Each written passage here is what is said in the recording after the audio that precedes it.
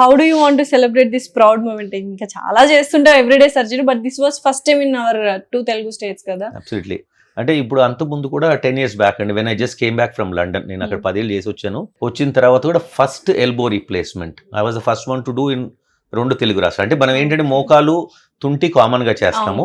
ఇప్పుడు మోచేయి నేను 2014లో చేశాను. దాని తర్వాత ఇది మళ్ళీ ఫస్ట్ టైలర్స్. అంటే ఇట్లాంటి చేసినప్పుడు ఒకటి ఆనందం ఏంటంటే అండి, at least we are showing path to others that ఈ ఆప్షన్ కూడా ఉంది, ప్లీజ్ థింక్ అబౌట్ ఇట్.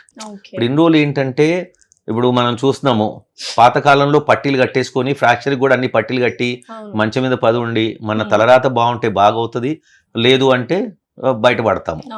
అట్లాంటిది ఇప్పుడు లేటెస్ట్ ట్రీట్మెంట్స్ తోటి మీరు చూడండి, జాయింట్ రిప్లేస్మెంట్స్. మీరు నా వీడియోస్ చూస్తే నేను చేసిన ఆయన ఇప్పుడు థర్డ్ సీట్లు ఎక్కుతున్నాడు. అంటే ఆయన జీవిత విధానం మారిపోయింది. అన్ని రోజులు సంవత్సరం 2 సంవత్సరాలు ఇంట్లో కూర్చున్నాడు, అర్నింగ్స్ లేవు, ఇంట్లో వాళ్ళంతా తిండి లేదు. అట్లాంటిది మళ్ళీ ఆయన చేసుకోవడం వల్ల అందరూ ఒక ఫ్యామిలీ బతుకుతుంది. అదే గనక ఆయన భయపడి ఉంటే వాళ్ళకి జీవితం అక్కడ అయిపోయేది, వాళ్ళు ఏదో కష్టాల్లో ఉండేవాళ్ళు. సో అందుకని అన్నెసరీగా భయపడొద్దు. అండ్ ఇంకోటి ఏంటంటే, దాని గురించి రీసెర్చ్ చేయండి. ఇవాళ రేపు మనకి ఇంటర్నెట్ అన్నీ ఉన్నాయి, చదువుకున్న వాళ్ళు ఉన్నారు. సో అన్నీ చూసి ఆన్లైన్ ఒక మంచి ఒపీనియన్ తీసుకోండి. మీకు ఒక డాక్టర్ నమ్మకం లేకపోతే ఇంకో డాక్టర్ 3-4 దగ్గరికి వెళ్ళండి, తప్పు లేదు. ఒకటే సెకండ్ ఒపీనియన్ తీసుకోవడం వల్ల మీకు లాస్ ఏంటి? మ్యాక్సిమం ఆ డాక్టర్ ఫీజు, అందుకనే ఉండదు. ఒకటి గుర్తుపెట్టుకోండి, లైఫ్ని మనీతోటి ఈక్వేట్ చేయొద్దు. ఇప్పుడు మనము బతికున్నా కాలు సరిగ్గా ఉన్నా మనం ఎప్పుడన్నా సంపాదించుకోవచ్చు.